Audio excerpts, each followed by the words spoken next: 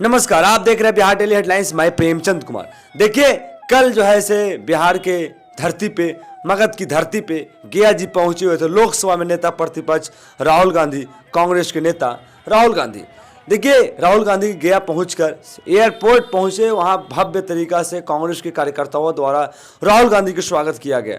वहां से सीधे गेहलार घाटी दशरथ मांझी के गांव पहुंचे और दशरथ मांझी के प्रतिमा पे माल्यार्पण कर उनके परिवार से मिले और उनका परिवार से मिलकर खास बातचीत किए। वहां से सीधे तय कार्यक्रम राजगीर पहुंचे। राजगीर से पुनः गया जी के धरती पे वापस आए और गया जी से में एक रिसोर्ट में तय कार्यक्रम महिला संवाद, जो महिला संवाद किए, महिलाओं से खास बातचीत किए। क्या कुछ कहें, महिलाओं के खाते में सीधे 2500 रुपये देने की बात कहें। कुछ दिन पहले घूम घूम कर बिहार के नेता प्रतिपक्ष तेजस्वी प्रसाद यादव महिलाओं की बात कर रहे थे। माई बहन मान योजना के तहत 2500 रुपये देने की बात कर रहे थे।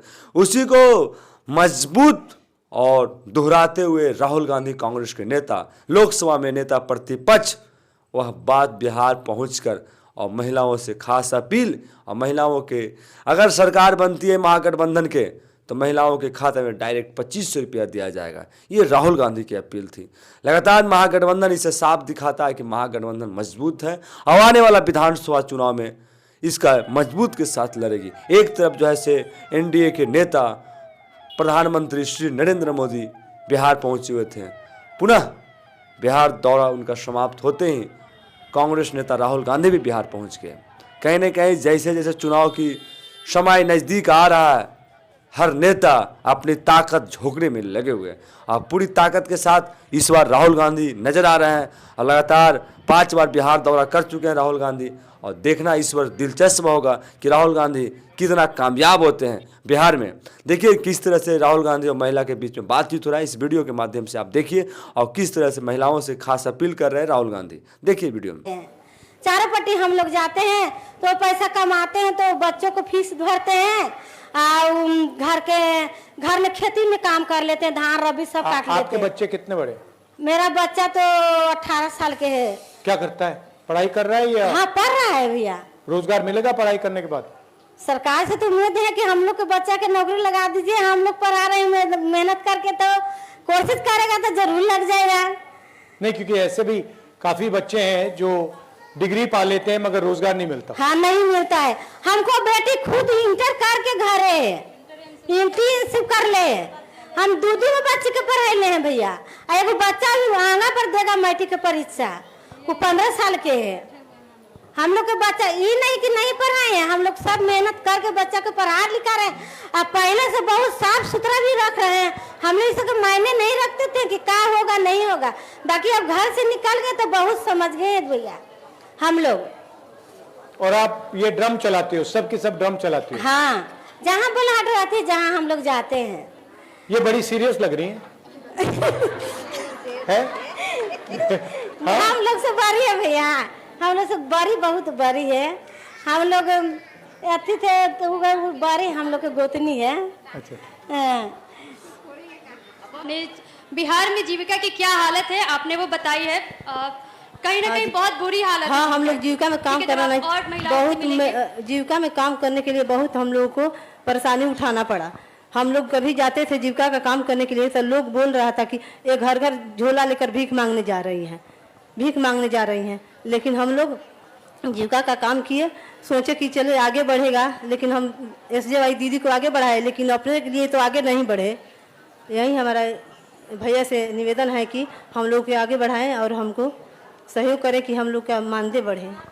हमारे मैनिफेस्टो में हर महिला को महीने का 2500 रुपए देने की सोच है, ये हमने यहाँ लिखा हुआ है। तो अगर आपको ये पैसा मिलेगा तो आप इससे क्या करेंगे? हम क्या करेंगे, मतलब वही करेंगे जो बच्चे हैं उसकी पढ़ाई में लिखाई में लगाएंगे और जो अपना काम कर रहे हैं। सबसे ज्यादा टेंशन आपको किस चीज में आता है? हमारे बच्चों की पढ़ाई में आता है? हाँ, बच्चों की पढ़ाई लिखाई। थोड़ा बताइए कैसे, क्या मुश्किल क्या होती है?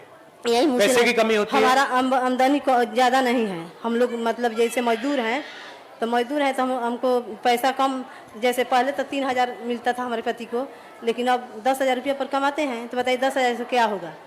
इसके लिए हम जीविका में जुड़े। तो इस 2500 से आपका काफी फायदा होगा। हाँ, फायदा कुछ मतलब होगा, इसलिए कि मतलब लड़के की पढ़ाई लिखाई में तो कुछ सहयोग होगा। आपके बच्चे स्कूल जाते हैं जी। कैसा स्कूल है? कैसा पब्लिक स्कूल? प्राइवेट स्कूल है, सरकारी स्कूल है? सरकारी है। जी। उसमें पढ़ाई अच्छी होती है?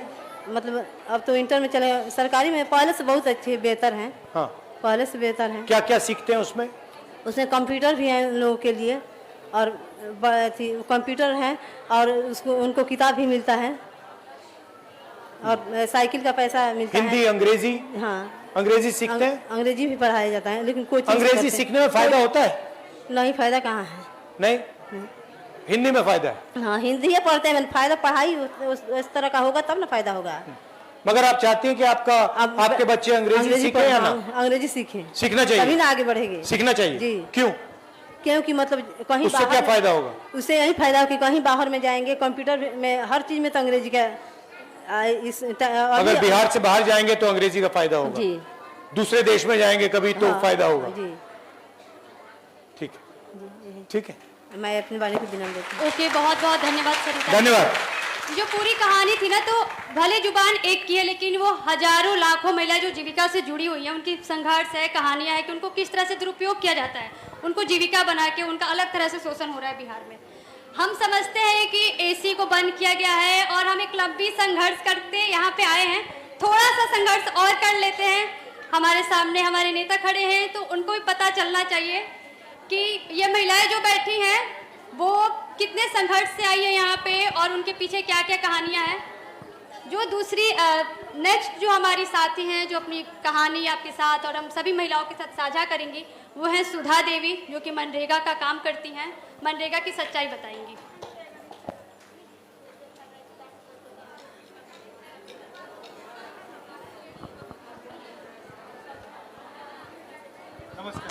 नमस्ते।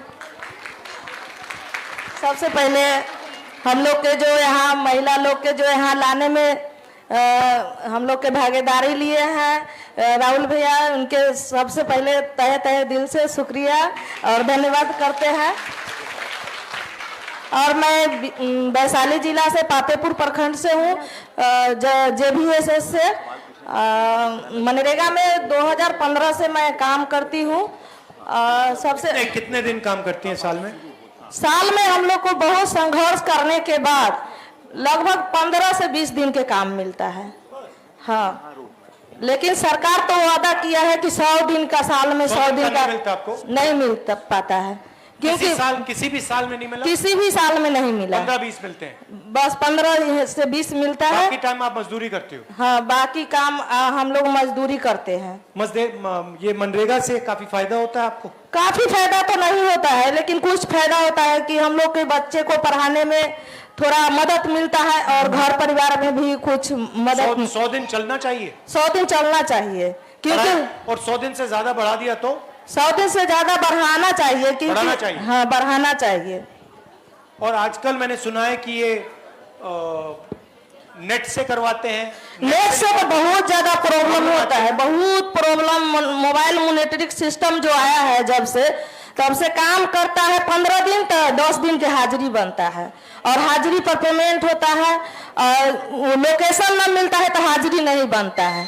तो बहुत ज्यादा लोकेशन में बड़ा प्रॉब्लम आता है ना? हाँ, बहुत ज्यादा प्रॉब्लम। हमारी एक मीटिंग होती है जो लोकसभा में MPs होते हैं, उनकी मीटिंग होती है। तो उस मीटिंग में अमेठी, ये रायबरेली में मैंने बात उठाई थी, क्योंकि मनरेगा में काफी प्रॉब्लम आती है, ये लोकेशन की काफी प्रॉब्लम आ रही है, और ये जो मोबाइल फोन में मतलब भरना पड़ता है, इससे प्रॉब्लम आ रही है। मगर वहां पे वो कह रहे थे कि इतनी प्रॉब्लम नहीं है। बहुत मुझे लगता है वो प्रॉब्लम है, बड़ी प्रॉब्लम। बहुत प्रॉब्लम है, बहुत महिलाओं के साथ बहुत प्रॉब्लम है, क्योंकि एक बार नहीं बनता है तो 2 बार भी साइड पर जाना पड़ता है, महिलाओं को दौड़ना पड़ता है। और आपको सबसे बड़ी प्रॉब्लम कहाँ आती है? सबसे बच्चों की शिक्षा में, महंगाई में? सबसे महंगाई में भी है, महंगाई में तो बहुत ज्यादा महंगाई हो गया है, रोजगार कम हो गया है, तो अथी तो है, प्रॉब्लम तो है। और प्रॉब्लम दूर कब होगा पता ना हम लोग के। आपको नहीं लगता कि हिंदुस्तान में